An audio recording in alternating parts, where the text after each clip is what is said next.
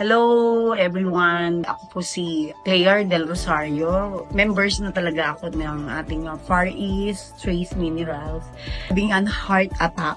Bali, nagda-drive ako noon. During driving situation, nakaramdam na ako talaga ng heart beaten ko na medyo irregular So parang alam ko na there's something wrong. So what I did, because I'm driving, so pinark ko siya. Time ng pagka-park ko, doon na ako talaga totally hinimatay in a way. Buti na lang kasama ko yung pamangking ko, and then they asked for help. Sabi ng doctor when they got me in emergency, critical ang situation ko. Tinubuhan po talaga ako agad-agad kasi nga wala na akong oxygen level.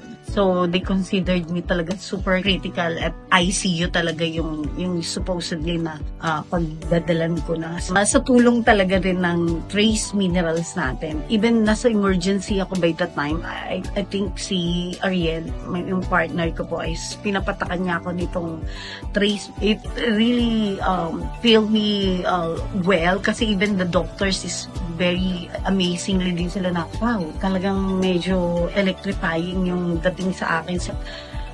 With this products po talaga natin, ang laki din po talaga na itulok.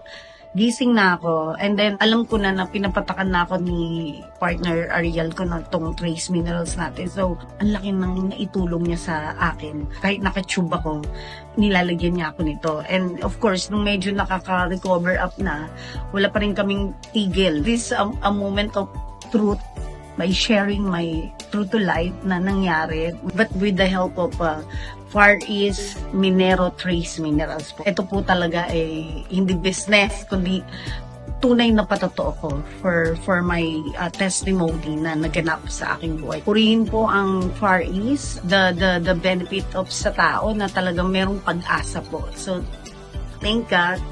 Thank you po sa inyo lahat.